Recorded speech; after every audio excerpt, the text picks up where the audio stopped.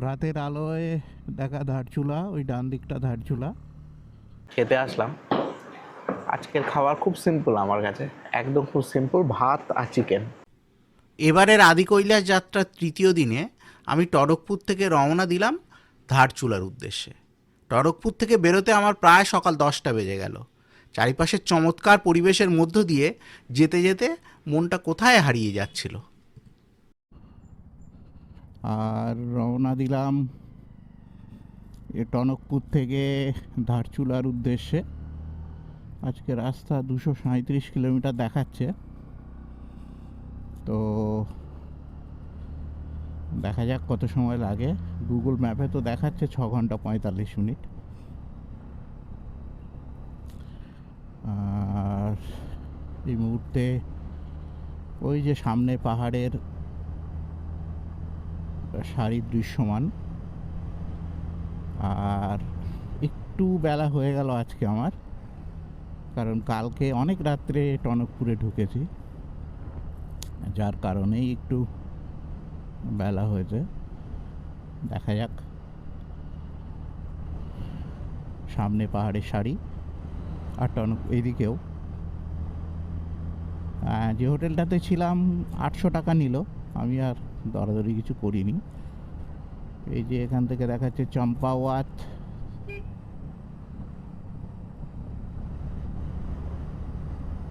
74 kilometre, Pithoragarh 147।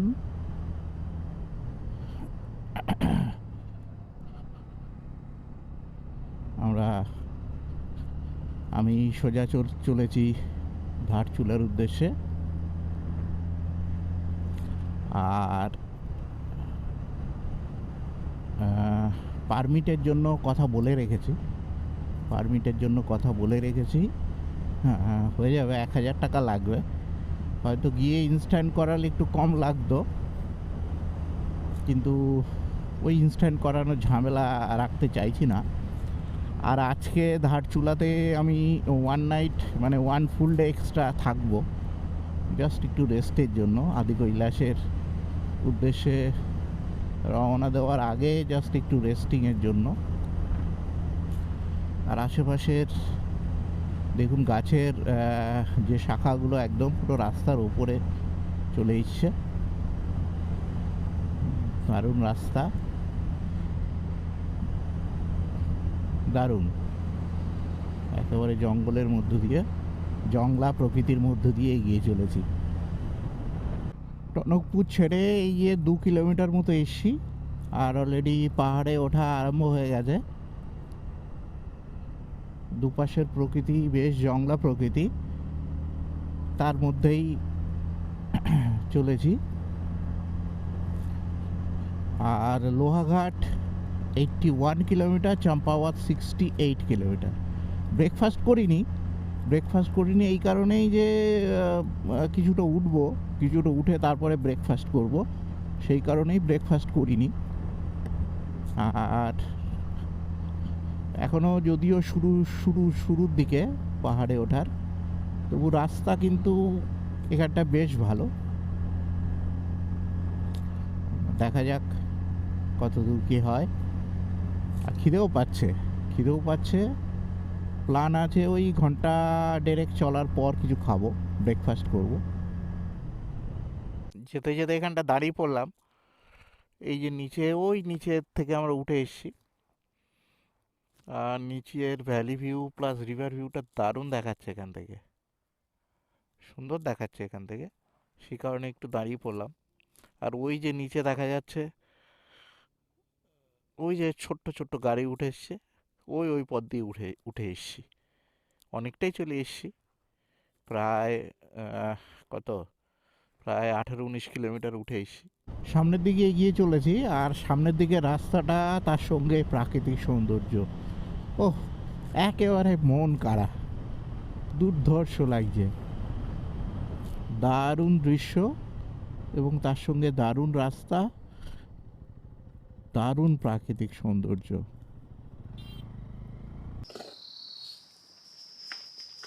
আমার solo trip আদি কৈলাসের দিকে সেটা আরম্ভ হয়েছে। আর যেতে যেতে এখানটা একটু দাঁড়ালাম, টনকপুর থেকে এখন মোটামুটি এসছি প্রায় 33-34 কিলোমিটার মতো। এসে এইখানটায় দাঁড়ালাম, চমৎকার পরিবেশ চারিদিকে। আর যেটা বলছিলাম, আমার এই ট্রিপ চলছে কুমায়ুনে।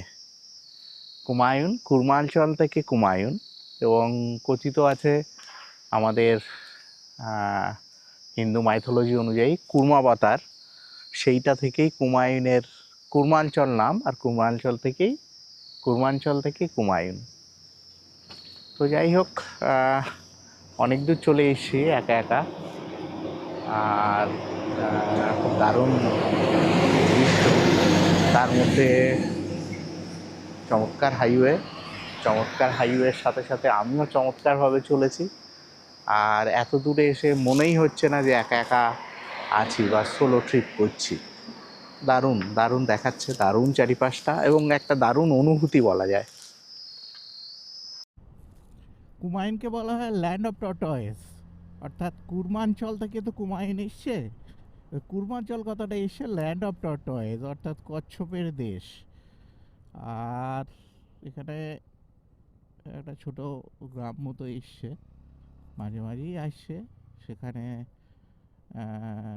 চাইলে ব্রেকফাস্টও করে নেওয়া যায়, কিন্তু আমি চাইছি আরেকটু এগিয়ে যেতে, তারপরে ব্রেকফাস্ট না হয় করবো। পাশ দিয়ে যে নদীটা বয়ে গেছে, খুব সুন্দর লাগছে দেখতে। এই যে পাশ দিয়ে নদীটা, যদিও জল খুব কমই আছে মনে হচ্ছে, হ্যাঁ জল খুবই কম। তো পাহাড়ি ঝোড়া যেমন হয়, আর বিশেষ করে এখন তো অক্টোবরের 3rd উইক চলছে, তো এখন তো বর্ষার জল নেই, বরফ গলা জলের যতটুকু, আর বরফ গলার পরিমাণও কমতে আরম্ভ করেছে, কারণ সামনে শীতের মৌসুম আসতে আরম্ভ করেছে। সামনে বিস্তৃত নদীর উপত্যকা, দুদিকে পাহাড় দিয়ে ঘেরা বিস্তৃত নদীর উপত্যকা। একটা রোড সাইড ধাবাতে অল্প একটু ব্রেকফাস্ট করলাম। ব্রেকফাস্ট সামান্যই, ছোলা আর ডিম আর চা খেলাম। আবার সামনের দিকে এগিয়ে চলেছি। খুব বেশি ডিস্টেন্স আসেনি, ওই 55-56 কিলোমিটার মতো এসছি। তো দেখা যাক, সামনের দিকে এগোতে থাকি। আর প্রকৃতি তো অসাধারণ, ঠান্ডা আছে, হালকা হালকা, বেশ ভালোই ঠান্ডা। ক্যামেরায় দেখা যাচ্ছে কিনা জানি না, কিন্তু সামনে দিয়ে নন্দাদেবী পিক দেখা যাচ্ছে উপর দিয়ে, দারুণ দেখাচ্ছে। এখান থেকে নন্দাদেবী পিক খুব সুন্দর লাগছে, যদিও জানি না এটা অ্যাকশন ক্যামেরায় আসছে কিনা। ঢুকে গেছি চম্পাওয়াত। চম্পাওয়াত হচ্ছে ডিস্ট্রিক্ট হেডকোয়ার্টার, এবং কুমায়ুনের পুরনো জায়গা চম্পাওয়াত। এবং এই চম্পাওয়াত দিয়ে কিন্তু জিম কর্বেটের কাহিনী আছে, সেটাও বলবো। আর চম্পাওয়াত মোটামুটি 75 কিলোমিটার মতো টনকপুর থেকে। চম্পাওয়াত কুমায়ুনের অন্যতম একটি ডিস্ট্রিক্ট চম্পাওয়াত। সেই ডিস্ট্রিক্ট হেডকোয়ার্টার ছেড়ে খানিক দূরে এসে এই যে দাঁড়ালাম। আসলে যেটা বলছিলাম, যে আমার পেছন দিকের প্রকৃতিই বলে দিচ্ছে যে কীরকম জংলা প্রকৃতির মধ্যে রয়েছি, তার মাঝখানেই বড় বড় গাড়ি ছুটে যাচ্ছে। তো এই চম্পাওয়াত নিয়ে কিন্তু খুব ভালো একটা কাহিনী আছে। চম্পাওয়াতের কাহিনীটা কি? চম্পাওয়াতের কাহিনী জিম কর্বেটের সঙ্গে সংযুক্ত। The man Eaters of Kumaon, তাতে কিন্তু জিম কর্বেট লিখে গেছেন। চম্পাওয়াতে এই সময় এক সময় একটি বাঘ, মানে প্রায় 400-র ওপরে মানুষকে মেরেছিল। তারপরে সেই বাঘকে জিম কর্বেট মারেন। তো আশেপাশের প্রকৃতিটা দেখলেই বোঝা যাচ্ছে যে কীরকম প্রকৃতি এখনই। মানে জিম কর্বেট এই ঘটনাটা যখন ঘটিয়েছিলেন, মানে যখন বাঘকে মেরেছিলেন 1909 সালে সম্ভবত, তো এখান থেকে 116 বছর আগে। তো এখনও প্রকৃতি কিন্তু চমৎকার। চারিপাশটা যদি একটু ঘুরিয়ে দেখি, একটু দেখাই।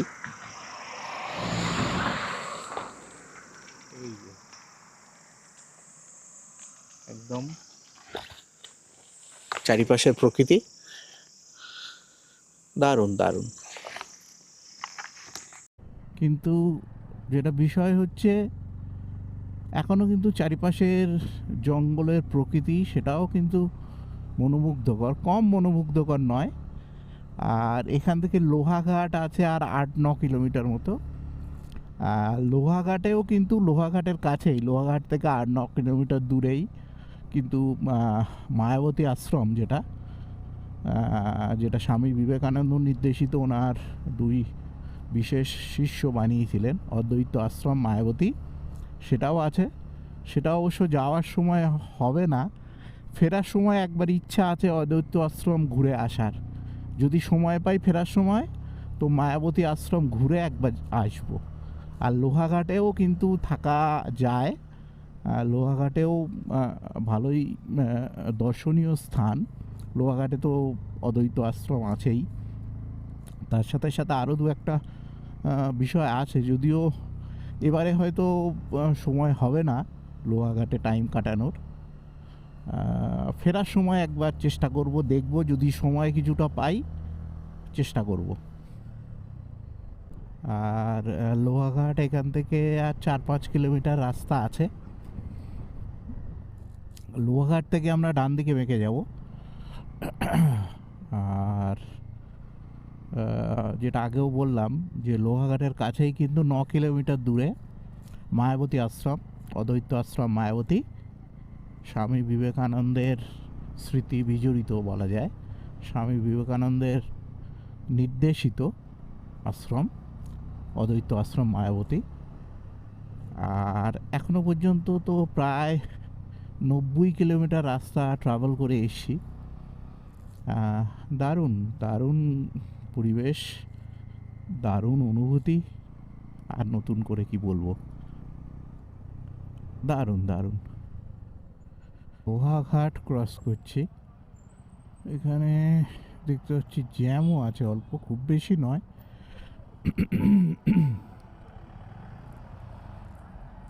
আর এখন বাজে প্রায় 1টা বাজে দুপুর, আর চলে এসেছি লোহাঘাটে।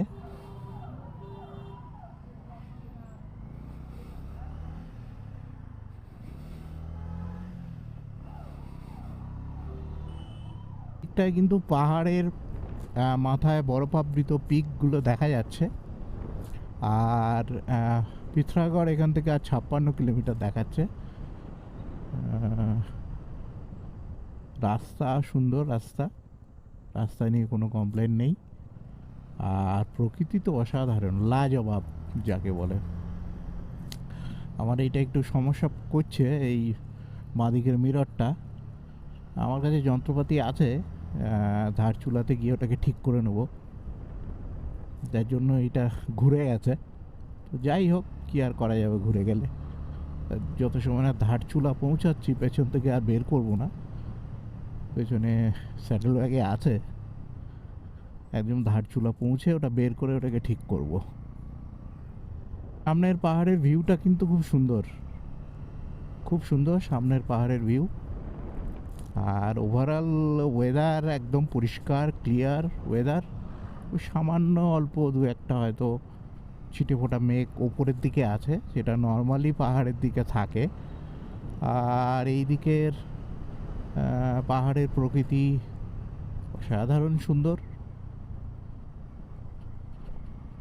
আর দুদিকের প্রকৃতি খুবই সুন্দর।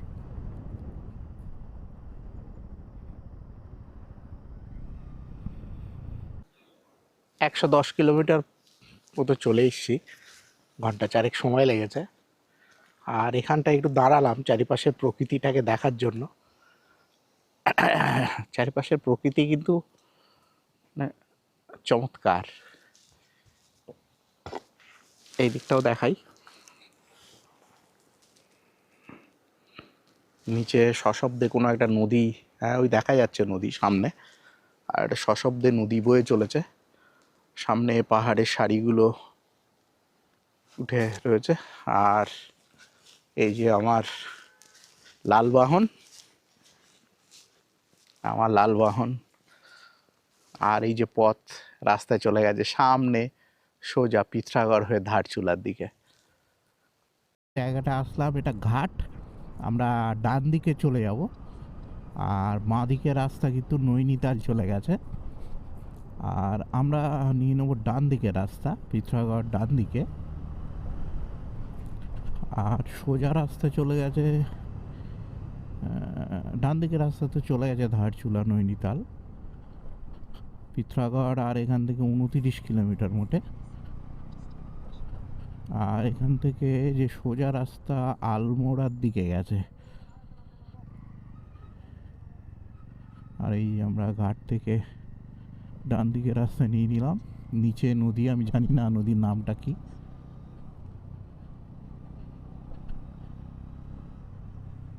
দারুণ দারুণ। এইদিকে প্রকৃতিটা অসাধারণ, দেখুন একবার, দারুণ প্রকৃতি এইদিকে। আর ওই দিক থেকে ওই রাস্তাটাই চলে গেছে নৈনিতাল, আলমোড়া হয়ে নৈনিতালের দিকে, ওই পারে রাস্তাটাই। আর আমরা তো আছি এই পারে, নিচের নদীটা দেখা যাচ্ছে, দারুণ সুন্দর নদী। আর ওদিকে ধাপ চাষ হয়েছেও বলেও দেখা যাচ্ছে, দারুণ। পিথরাগড় এখান থেকে আর 6 কিলোমিটার, আর ধারচুলা 96 কিলোমিটার। পিথরাগড়ে পেট্রোল ভরবো, সামান্য কিছু খাওয়া দাওয়াও করব পিথরাগড়ে, তারপরে ধারচুলার দিকে রওনা দেব। খাবো সামান্য কিছুই, খুব বেশি নয়। তার কারণ আমি রাইড করার সময় খুব বেশি খাই না, এটা চিরকালই মেনটেন করেছি, তাতে শরীরও ভালো থাকে। আর ওই যে ফ্যাটিকনেস, সেটাও দেখেছি অনেক কম থাকে। তো যাই হোক, চলে এসেছি প্রায় পিথরাগড়। ওই সামনে পিথরাগড় ডিস্ট্রিক্টের হেডকোয়ার্টার পিথরাগড়ের বাড়িঘর আরম্ভ হয়ে গেছে। আর আলটিমেটলি চলেই আসলাম পিথরাগড়ে। পিথরাগড় থেকে ধারচুলা মোটামুটি 90 কিলোমিটার মতো রাস্তা, সেটাও কভার করতে হবে আজকে আমাকে। পেট্রোল নিয়ে নিই।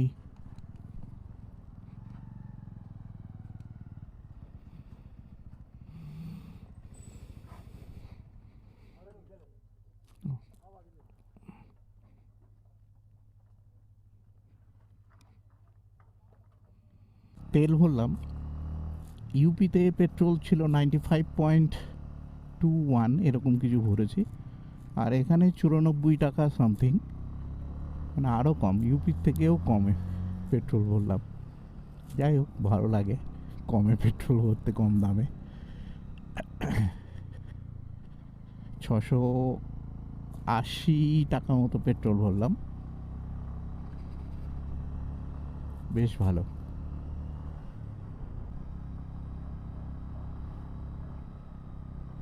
পিথরাগড় ডিস্ট্রিক্টের হেডকোয়ার্টার পিথরাগড়, প্রচুর বাড়িঘরদোর।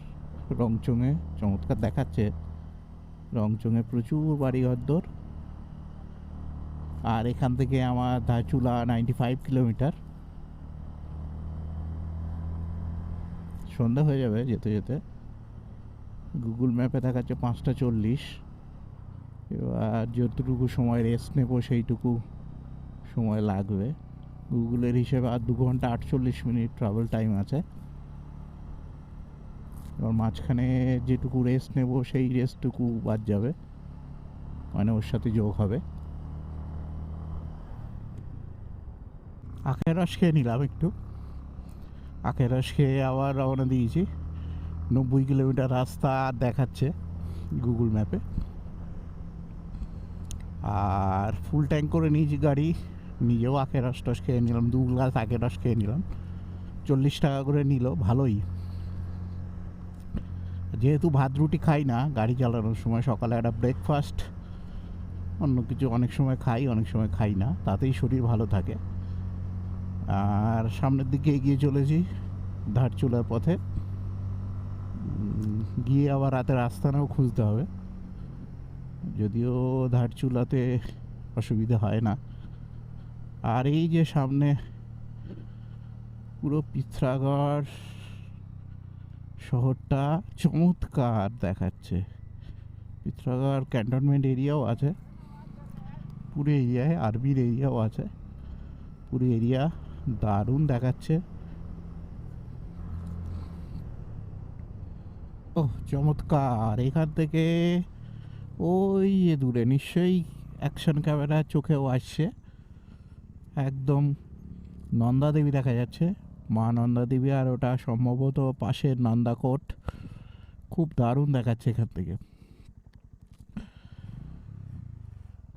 চম্পাওয়াতের আগে থেকেও দেখেছিলাম, আর এখান থেকেও দেখলাম, বাহ অসাধারণ সুন্দর।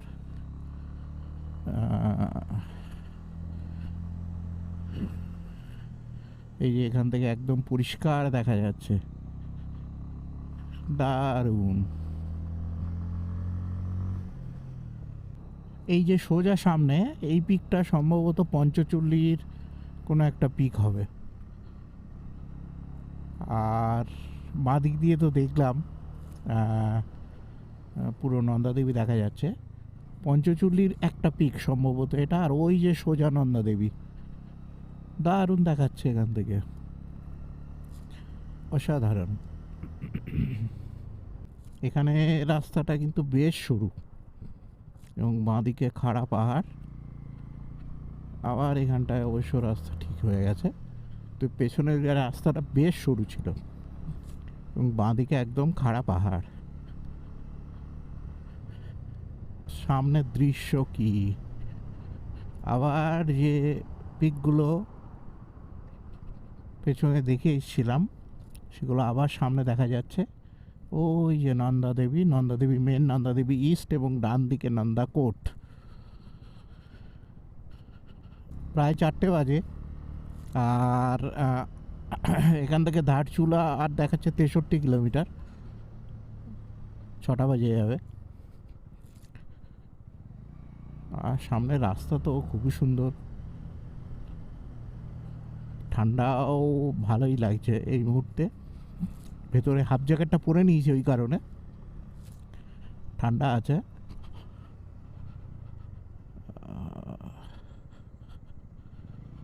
আর সামনে দুপাশের দৃশ্য তো চমৎকার, এবং এই সময় ট্যুরিস্ট কিন্তু খুব কম, খুব কম ট্যুরিস্ট এই সময় দেখলাম। রাস্তায় ট্যুরিস্ট সেই অর্থে এখনো পর্যন্ত দেখেছি 2-4টে গাড়ি, কিন্তু খুব বেশি নজর পড়েনি। বাইকার্সও আছে 2-1জন।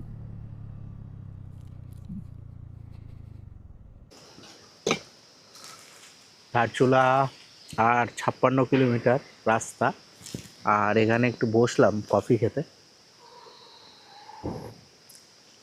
গরম গরম কফিতে চুমুক দিতে বেশ বেশ লাগছে।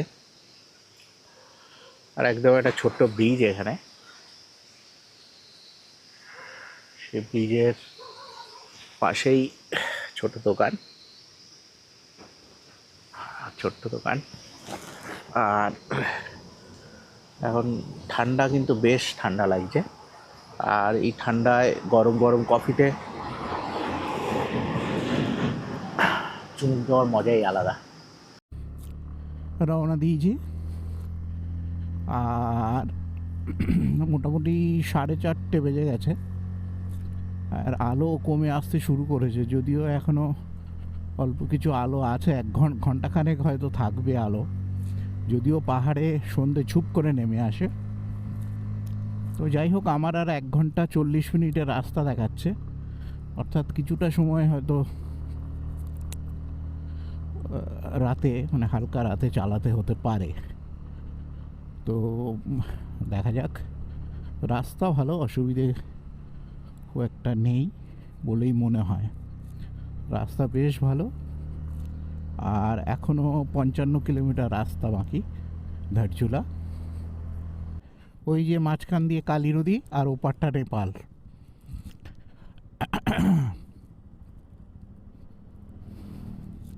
দেখাচ্ছেও দারুণ এই জায়গাটা থেকে। আর ধারচুলা এই মুহূর্তে আর 30 কিলোমিটার রাস্তা, মানে ঘন্টাখানেক লাগবে। ওই যে কালী নদী,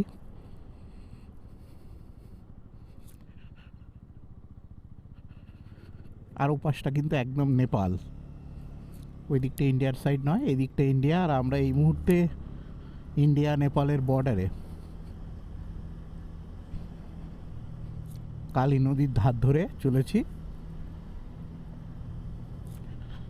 আর আমার সোলো রাইড চলছে এর মধ্য দিয়েই। তো আজকে আমার সোলো রাইডের 3 নম্বর দিন। আর 3 নম্বর দিনে আমার নাইট স্টে হবে ধারচুলাতে। ধারচুলা আসতে এখনও প্রায় 30 কিলোমিটার রাস্তা। এখনও সূর্যে আলো আছে, হয়তো আরও 15-20 মিনিট থাকবে। এই 15-20 মিনিটে যতটা এগিয়ে যাওয়া যায়, কারণ যত অন্ধকার চলে আসবে পাহাড়ে গাড়ি চালানোর স্পিড অটোমেটিক্যালি কমে যাবে। সুতরাং আলো থাকতে থাকতে যত দূর যাওয়া যায়। It's not the rally, enjoy the valley. সত্যি র্যালি করার মতো জায়গা নয়, পাহাড় র্যালি করার মতো জায়গা নয়, ইনফ্যাক্ট কোথাওই র্যালি করার মতো জায়গা নয়। আর এখানে তো ভ্যালি ভিউ এত সুন্দর, সত্যি এনজয় করার মতো। আর এখনও 18 কিলোমিটার রাস্তা বাকি আছে দেখাচ্ছে। আর এখনও কিন্তু মানে সূর্যের আলো পুরোপুরি নেমে যায়নি, সূর্যের আলো অল্প অল্প বিস্তর আছে। আমি ভেবেছিলাম মনে হয় 5:30টার মধ্যেই পুরো অন্ধকার হয়ে যাবে, কিন্তু দেখলাম না, এখনও সূর্যের আলো আছে এখানে বেশ, যার ফলে চালাতে কোনো অসুবিধে হচ্ছে না এখনও পর্যন্ত। আর 17 কিলোমিটার রাস্তা বাকি ধারচুলা। মোটামুটি 6:20-25-এর মধ্যে হয়তো পৌঁছে যাব। মোটামুটি সন্ধে হয়ে গেছে, আর এখনও রাস্তা প্রায় 14 কিলোমিটার মতো বাকি। যদিও সন্ধে হয়ে গেলেও একটা আলোর রেখা, হালকা আলোর রেখা চারিপাশের প্রকৃতিকে দেখা যাচ্ছে। আর ডান দিক দিয়ে কালী নদী বয়ে চলেছে। সামনে দুপাশেই পাহাড়, ডান দিকে নেপাল, আর এই যে ধারচুলা যাওয়ার রাস্তা। এখনও তো 20-25 মিনিট লাগবে আমার। এইখানটায় রোড বেশ খারাপ, যদিও ম্যাক্সিমাম জায়গায় রোডই ভালো, কিন্তু 2-1 জায়গায় রোড কন্ডিশন একটু খারাপ। তার মধ্যে এই জায়গাটা কিছু ল্যান্ডস্লাইড জোন তো থাকে, সেগুলো কিছু করার নেই। এটাও সেরকম একটা জোন। আর রাত্রে হয়ে যাওয়া আরেকটু অসুবিধা হচ্ছে, এটা দিনের বেলায় হলে একটু সুবিধে হতো।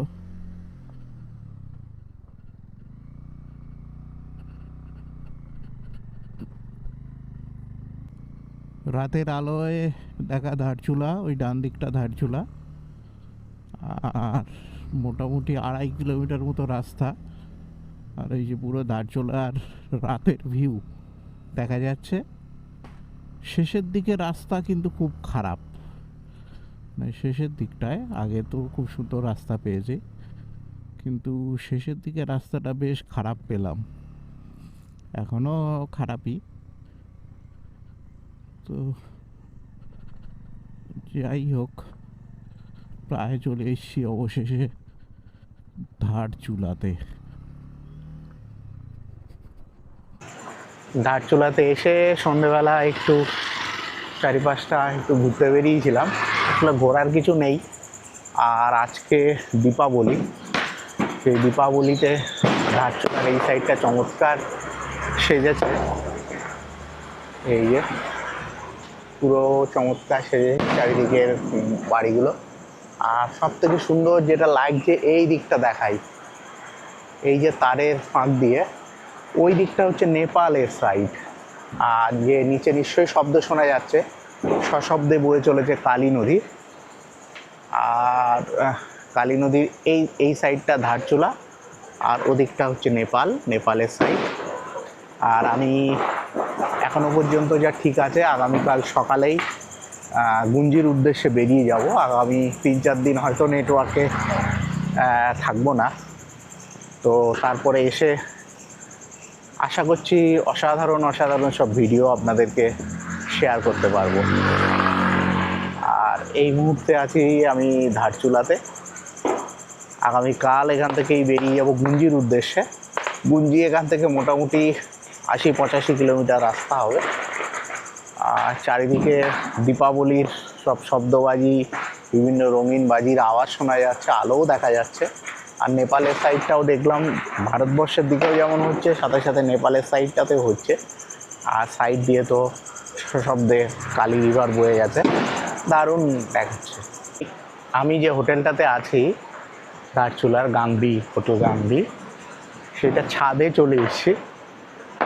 ছাদে খাওয়ার জায়গাটা, আর এখান থেকে এই যে খাওয়ার জায়গাটা, আর এখান থেকে সোজা সামনে উল্টো দিকে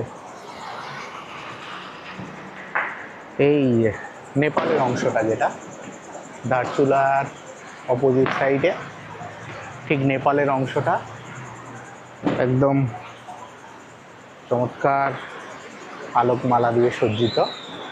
আর এখান থেকে যেন শব্দটা আরও তীব্র বেগে শোনা যাচ্ছে। কালী নদী, আর কালী নদীর ওপারেরটাই নেপাল, একদম জমজমাট।